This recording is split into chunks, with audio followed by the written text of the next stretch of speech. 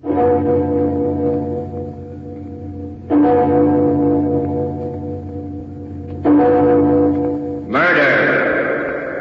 at midnight. Look, wait. Come back here. Wait, nothing. Says you were nuts, crazy. And... No, don't. I'm sorry, Hook. Very sorry. But I had to have it. I'm going to have it. And once you're dead, you'll never miss it. Midnight. The witching hour when the night is darkest. Our fears the strongest. And our strength at its lowest ebb. Midnight. When the graves gape open and death strikes. How? You'll learn the answer in just a minute. In The Dead Hand.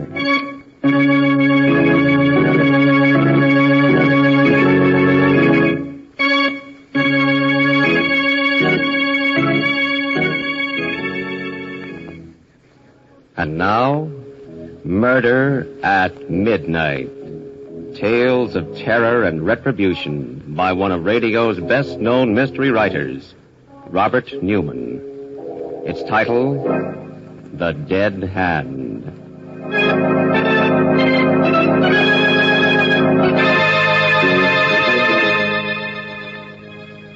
The small studio cottage on Dr. Martin Trent's estate. Seated at the piano, alone in the gathering darkness, is Roger Blaine, the famous pianist, and playing as only he can play.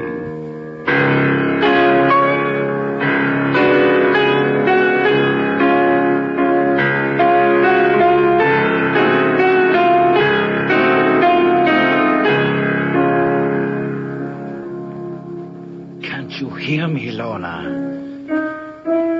You must hear me. And you must come here now to me. I'm calling you, Lorna. Calling to you in a way you could never resist.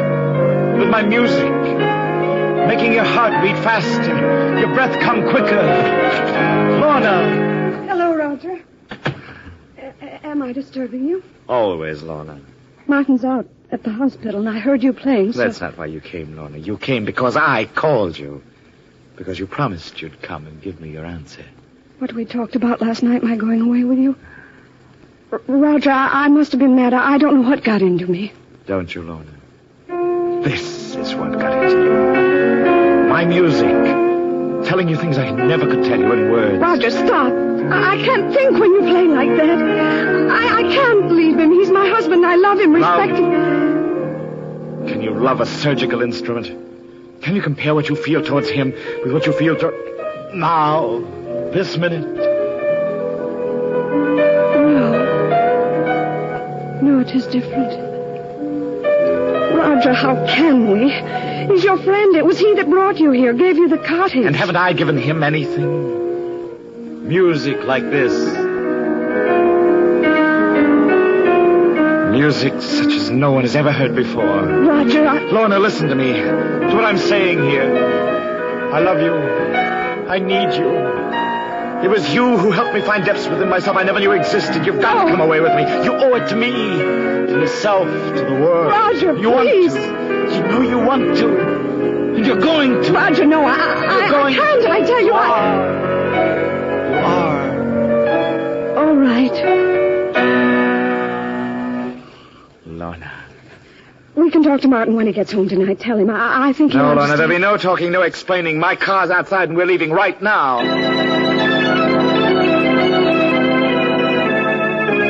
The music, my music, was still with me as we drove out through the gates, down the highway, pulsing, throbbing.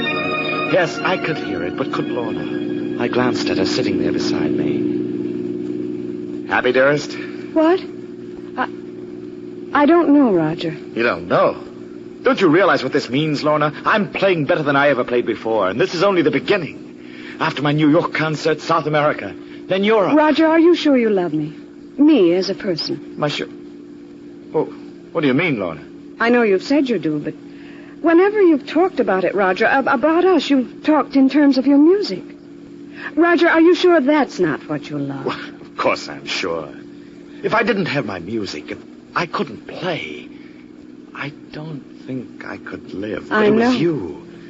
You who lifted me to heights I never dreamed of, technically, emotionally. Roger, stop the car. Turn around. Take me back. What? Take me back. I don't understand. I do, for the first time. With Martin away so much, I was lonely, flattered by your attention. And your music was like a drug, keeping me from thinking. But now I can think. And I know you don't love me, and I don't love you, so please, Roger, take me back. No. But, Roger, can't you see? This whole thing was a mistake. It was not a mistake. And I won't take you back. Well, I'm going back, whether you take me or not, and if you won't stop the car... Laura, no! Let go of that brake! Let go of that brake! Look out! We're going to...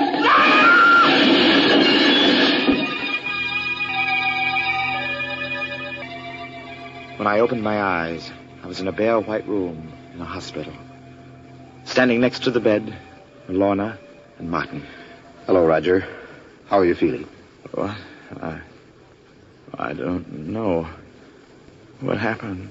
You were out driving with Lorna. The car got out of control and you had a smash-up. They rushed you here to the hospital and, well, you've been here for 2 days. Smash-up? Yes, I remember. Are you all right, Lorna? Yes, Roger, I was shaken up, cut a little bit. My hand hurts. Especially the fingers. Nothing happened to it, did it, Martin? I've got a concert in a few weeks, you know. Roger, don't stop it. What? Why are you looking at me like that? Oh, Don't worry about it, Roger. Not now. But I've got to know. I've got to see. Roger, please.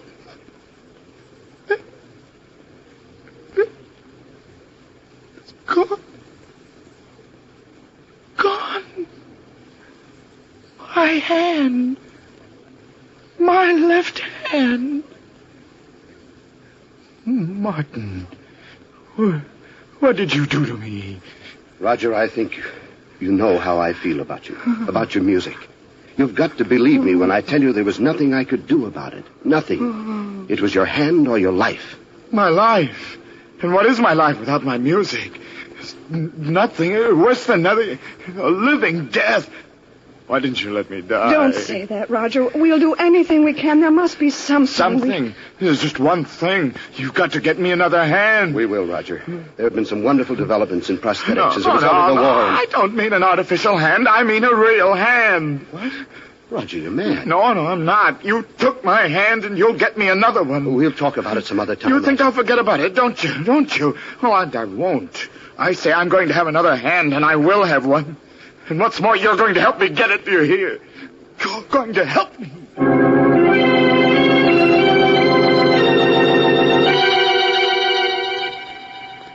I was able to get up and around a few days later. I didn't talk to anyone if I could help it. Because somehow I couldn't ever look at their faces, only their hands. Big hands and little ones, long-fingered ones and stubby ones. Yes, they each had 2 hands. And I to whom my piano meant more than life, had only 1. Then, sitting alone one evening, I met Hook. I looked up, and there he was, a small, slight, sharp-featured man. Hello. Nice evening. Yes, I suppose it is.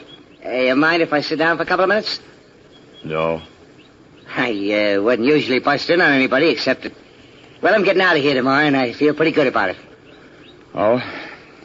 What was wrong with you? Bad heart. I'm going to have to take it easy from now on. It's going to make it kind of tough in some ways, but... you don't happen to have a cigarette on you, do you? Well, yes, I do have. It's there... Well, at least I did have. Silver cigarette case. Can't seem... Is, Find this it? What? Oh, yeah. Where did you find it? In your pocket. You mean you took it? My name's Harris, Joe Harris. You usually call me the Hook. This is my racket. Or rather, it was until... You're a pickpocket. Well, one of the best in the business. But now with my ticket going bad, I guess I'll have to lay off, except like now for a gag. You didn't mind, did you? Mind? Well, certainly not. I'm very impressed. As a matter of fact, do you mind if I look at your hands? Look at it? What for? beautiful. As beautiful a pair of hands as I've ever seen. It occurs to me that you say that you don't know what you're going to do when you leave the hospital here. Well, I just hadn't thought about it much. Why? Now, I've got a proposition that might possibly interest you. No kidding. What? Well, I'd rather not discuss it with you here and now, but I expect to be leaving here myself on Friday. If you'd like to come and see me sometime after You that. say where and when? Well, I've been staying at a little cottage on Dr. Martin Trent's estate. I'll probably be going back there. How about Saturday night, late, around 11:30? Fine. Okay with me. Then it's a date. I left him there, hurried back to my room. I wanted to be alone. Had to be alone, for I was afraid that what was on my mind might show in my face. It certainly was a date. A date with death. A man obsessed, half mad, and his unsuspecting victim. Will both of them still be alive to hear it when the clock strikes 12 for murder at midnight?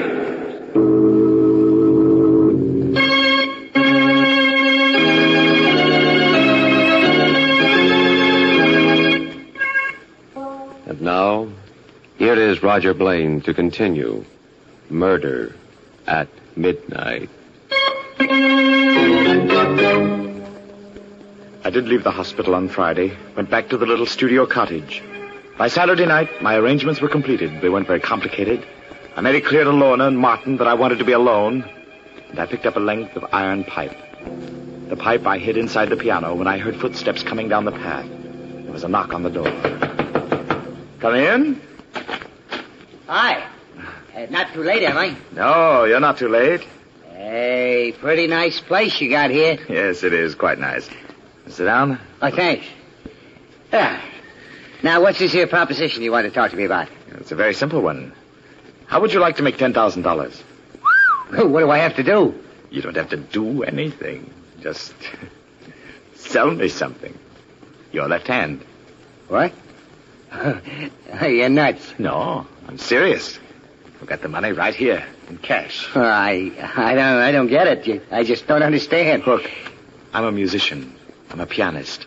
Or I was until I lost my hand. If I can't go on playing, then life doesn't mean anything to me. My own life or anyone else's. But you, how important is your hand to you? Now, an artificial one will do almost as well. And you can live for quite a while on $10,000.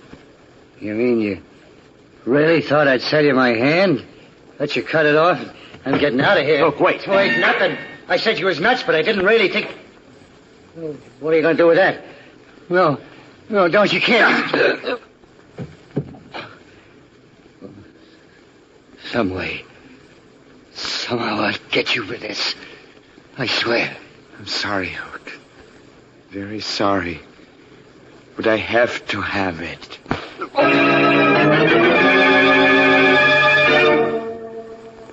I'd rather not go into what happened after that. I got rid of the body, and then I went to see Martin. You don't look well, Roger. Anything the matter? No, I just came to see you about your promise. My promise? Or your debt, whichever you choose to call it. I told you I wanted another hand, that I was going to get another hand, and that you were going to help me.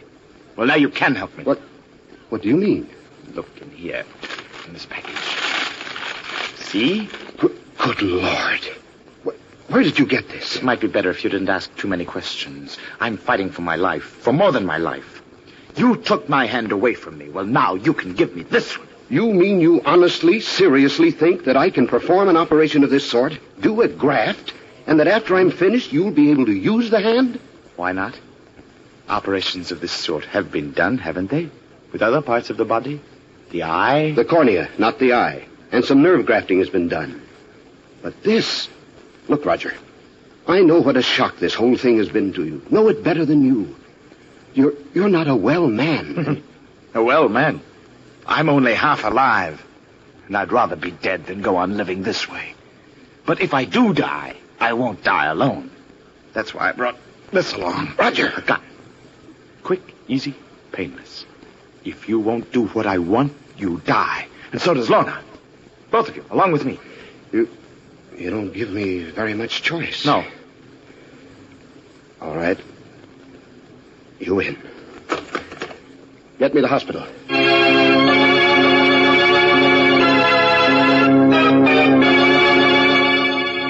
Even before I became fully conscious, before I opened my eyes, I knew that it had been done.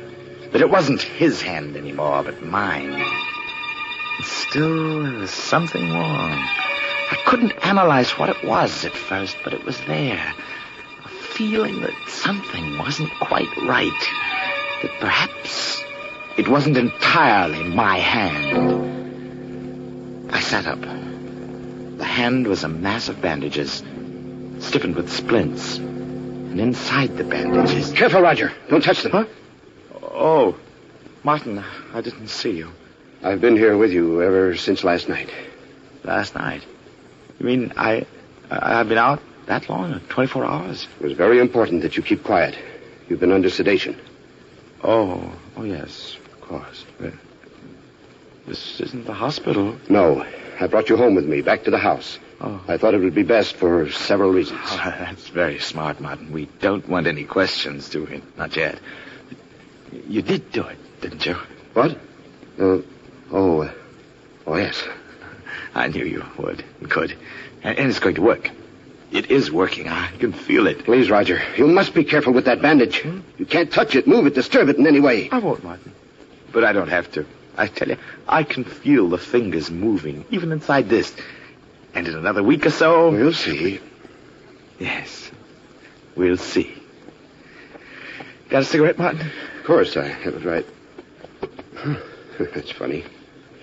What is it? Well, my cigarette case, it was right here in my breast pocket. I must have left it downstairs or at the hospital. It doesn't matter. I can do it. Martin. Yes? I think... Here. Yes, here. Here it is.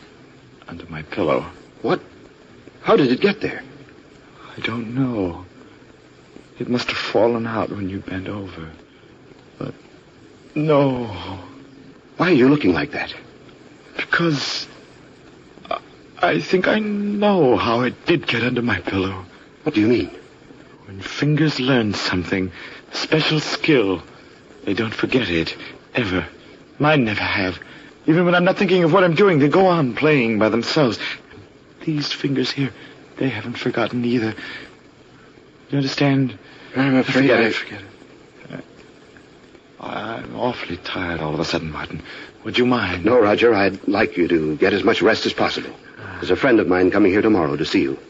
Another doctor. That's fine, Martin. I'll see you in the morning.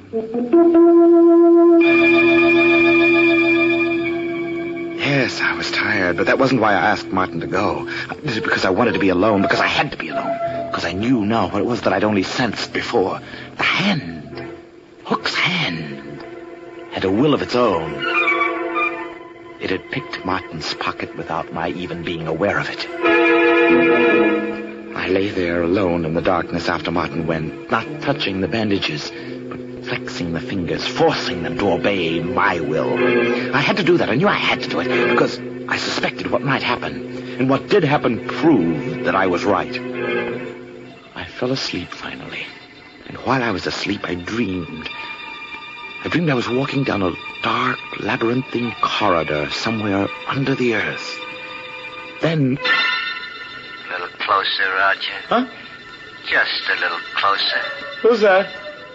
Who's there? Just me. Waiting for you. Hook! Yeah, Hook. I said I'd get you. Well, out of the darkness came a hand that clutched me by the throat, gripped it tighter, tighter, tighter. I fought against it, tried to scream, and woke up. Yes, I woke up. And my waking was more horrible than the dream, for the hand was there, gripping me by the throat, moaning, exerting every ounce of my strength and will. I fought it off and pulled it down. I lay there, bathed in a cold sweat, staring at it, feeling the fingers quivering inside the bandages. My hand or his, I was tied to it now. tied to a thing that was seeking to destroy me. Shaking convulsively, I leaped out of bed. I ran out into the hall and down the stairs to the living room. The piano. That was the one thing that might save me, save my reason. Seating myself at the piano, I started to play, using only my right hand at first. But I tried to force the left hand, his hand, to join in. Then suddenly... No, Roger. That won't work. No music. Stop it. Stop it. Do you hear it? It's my hand now. It's mine. No, Roger. Never. But it is. I'm stronger than you are. Nothing is stronger than I am. Nothing in the world. And there's no escape. Because we're one now, Roger. And wherever you go, I'll be there too. It's not true. It's not. What are you doing? Just a little closer to the desk, Roger. A little closer. That paper knife. No, you can't. But I can, Roger. I told you I'd get you somehow. Some way. Put it down. Drop. You can't fight against me, Roger. I told you. I'm too strong. Martha! Martha! Quick! Save the hand!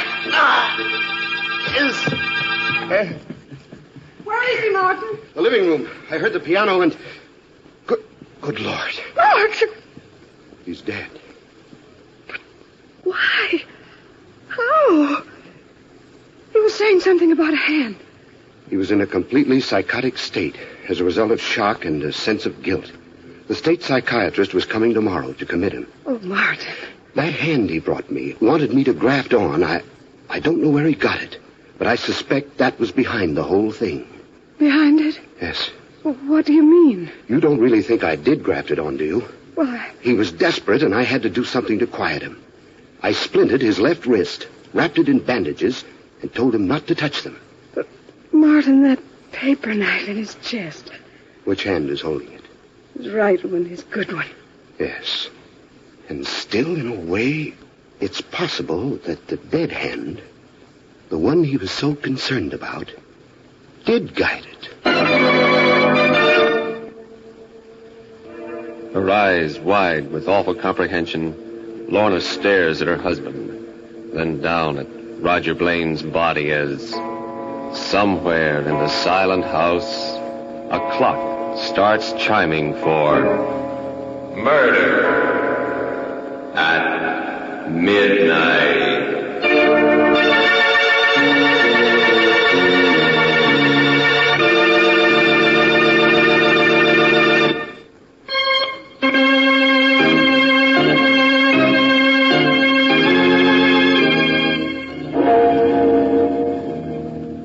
Remember to be with us again when death stretches out his bony hand and the clocks strike 12 for murder at midnight.